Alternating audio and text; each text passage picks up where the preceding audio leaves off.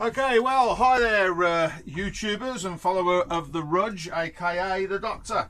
Okay, so what have I been doing since I've been back? Well, working on the boat.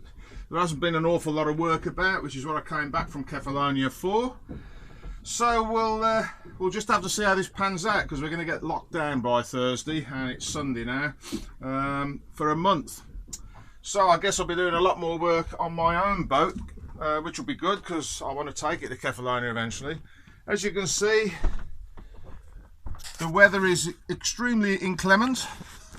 Posh word for a bit rough. We've had some pretty vicious weather come through. As you know, we get knocked. If you watch this site, you'll know we get some really bad storms through here.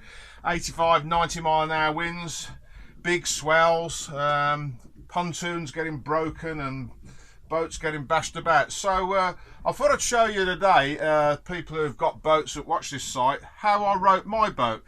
I don't think there's a right or wrong way to do it really, so long as your boat doesn't let go, and so long as you've got good quality ropes on there.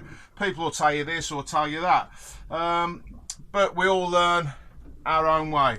This boat was on the mooring through a couple of bad storms while I was away for the last 2 months, and nothing happened to it, so I must be doing something right. But I have had to re-rope it for the new storm that's coming in tonight, I think, and I'll show you what I've done. You might not be able to hear me because of the wind. Anyway, we'll go outside and we'll have a look.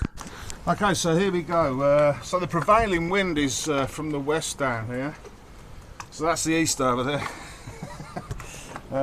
which is always why the boat is roped a certain way. See, she's coming off the mooring quite badly as it is, so I usually put some long springs from the stern, because the wind is on this quarter here, pushing the boat backwards that way.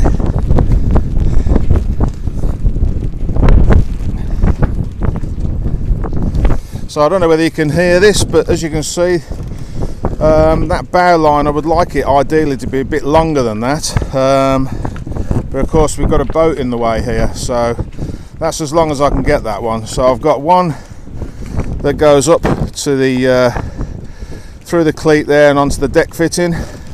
It's tied off, and then it comes back down again to the quay side, slightly slacker. So should this one here break, that one will catch it. The same goes for these here, though they're a lot slacker. They're not actually doing anything at the moment, they're just there purely for safety if those go. I haven't had that happen yet, but there's always a first time. Now then, this is the important piece of kit. This is the stern spring line, runs all the way along here, goes all the way up to the cleat furthest back, and it's tied off on the boat there. That's as tight as I can get that, although it may have stretched slightly, so we'll be trying to get it a bit tighter. And then this other blue one here, which starts almost at the bow of the boat and runs all the way to the back, is the safety one, which will catch it if the other one breaks. I always use 2, maybe 3 lines. Now the stern, because she's getting blown out, I've got one long spring line there from the stern, that's doing most of the work, followed by another one, and then I've got 2 more here should they break.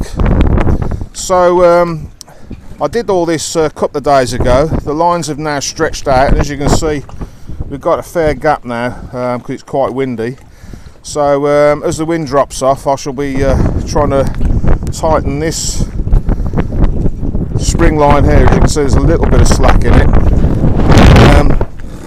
to try and get that a bit tighter, which will pull the back of the boat back into the quayside. That's its sole job.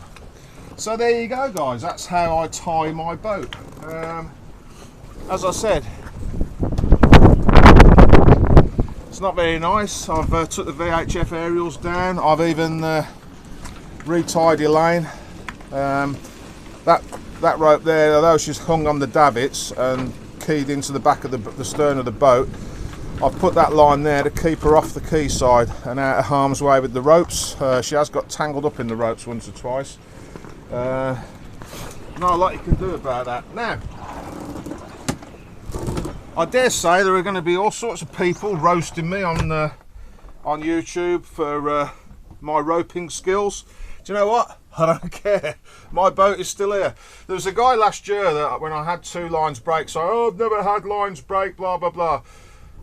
I will be videoing some of the storms to show you just how bad they get, but we've had boats coming out of the water like that at sea. It gets pretty rough down there, so if your boat doesn't leave its mooring, then you're doing pretty well. I've been here 3 years and that hasn't happened yet. Anyway guys, quick update. I'm going back to Kefalonia in March to see if I can get my biometric card. If I can get the work out there, then I'm staying for 6 months. The idea is to work out there and work here and split my time for the moment while I've got the boat here. If I can't get the work out there, well, just have to come back to the UK and keep the status quo, which is what I'm doing at the moment. So, stay away from each other, stay safe, and please don't start stocking up on food. That's just stupid. There's not going to be a food shortage. It's a lockdown, not a shutdown. So think of the people like myself who are on a budget and can't afford to stock up on food, and I haven't got anywhere to put it anyway. Stay safe, be good, speak to you all soon.